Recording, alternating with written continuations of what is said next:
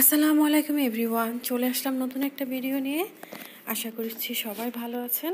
আলহামদুলিল্লাহ আমিও ভালো আছি। সবার কাছে অনুরোধ রইল ভিডিওটি প্রথম থেকে শেষ পর্যন্ত দেখার জন্য। হোপফুলি সবার উপকারে আসবে। আমি আজকে আপনাদের সাথে শেয়ার করব অ্যালোভেরা গাছ প্রপারলি আমরা কিভাবে লাগাবো। আমার গত ভিডিওতে সবাই অনেক কমেন্টস করেছেন যে আপু আপনার অ্যালোভেরা গাছ অনেক সুন্দর হয়েছে, কিন্তু প্রথমে আমি যে ভুলটি করেছিলাম এই ভুলটি যেন আর কেউ না করে, যার কারণে আপনাদের সাথে এই ভিডিওটি শেয়ার করা। আমি এই অ্যালোভেরা গাছটি প্রথমে যেই টবে লাগিয়েছিলাম সেটা আপনাদের সাথে শেয়ার করছি। দেখতে পাচ্ছেন এখানে গোবর সার এবং মাটি দিয়ে কিভাবে আমি মাটিটা তৈরি করেছি, আর কত মোটাসোটা ডগাগুলো হয়েছে এটার। আর এই টবটাতে আমি প্রথমে এই অ্যালোভেরা গাছটা লাগিয়েছিলাম।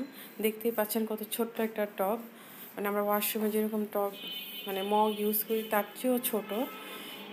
তখন দেখলাম যে ৩-৪ বছর হয়ে যাওয়ার পরেও আমার অ্যালোভেরা গাছটি একদমই বাড়ে না, যেহেতু মাটি কম, স্পেস কম। আর এখন আমি একটা 10 ইঞ্চি টবের মধ্যে এই অ্যালোভেরা গাছটি লাগিয়েছি। লাগানোর 1 সপ্তাহের মধ্যে নতুন নতুন চারা গজিয়েছে।